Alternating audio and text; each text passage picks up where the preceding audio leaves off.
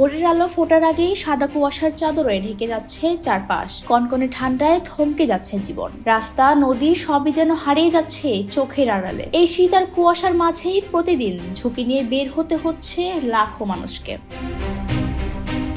চলমান শীতের তীব্রতা ও ঘন কুয়াশার কারণে সারা দেশে বিপর্যয় নেমে এসেছে। আবহাওয়া অধিদপ্তর জানিয়েছে আরো কয়েকদিন এই পরিস্থিতি অব্যাহত থাকতে পারে। কুয়াশার প্রভাবে সড়ক, নৌ ও আকাশপথে চলাচলে ব্যাঘাত ঘটছে, বাড়ছে দুর্ঘটনাও।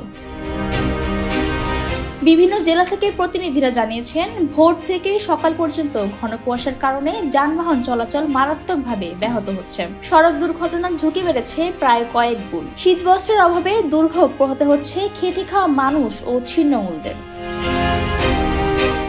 দৃঢ় বন্ধনের আস্থায় শক্তিশালী স্টিলের আরেকটি নাম জেডএসআরএম। ঘন কুয়াশার কারণে সম্প্রতি একাধিক প্রাণঘাতী দুর্ঘটনা ঘটছে। ঢাকা-চট্টগ্রাম মহাসড়কে কুমিল্লার 14 গ্রামের ছুপো এলাকায় গত 28 ডিসেম্বর ভোরে 2 লরির সংঘর্ষে চালক ও হেলপার সহ নিহত হন 2 জন। হাইওয়ে পুলিশ জানায়, কুয়াশার কারণে সামনে থাকা লরিটি দেখতে না পেয়ে পেছনের লরিটি তাকে ধাক্কা দিয়ে দেয়। এছাড়া ভাঙা খুলনা মহাসড়কে ফরিদপুরের মুনসারাবাদ এলাকায় 27 ডিসেম্বর সকালে ট্রাক ও অ্যাম্বুলেন্সের মুখোমুখি সংঘর্ষে এক দম্পতি সহ 3 জন নিহত হন। অ্যাম্বুলেন্সটি রোগী নিয়ে ঢাকায় যাচ্ছিল।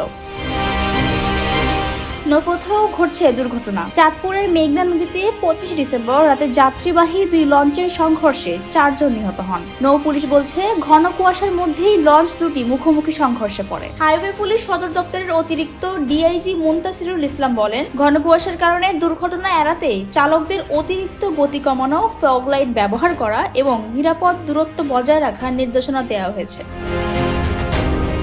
এদিকে বিআইডব্লিউটিএ ও নৌ পুলিশ ঘন কুয়াশায় নৌপথে দৃশ্যমানতা কমে গেলে সাময়িকভাবে যান চলাচল বন্ধ করছে। কর্তৃপক্ষ বলছে, সতর্কতা মেনে চললেই দুর্ঘটনা অনেকাংশে এড়ানো সম্ভব। তবে শীত ও কুয়াশা কাটতে সময় লাগলে ভোগান্তি আরও বাড়তে পারে বলে আশঙ্কা করা হচ্ছে।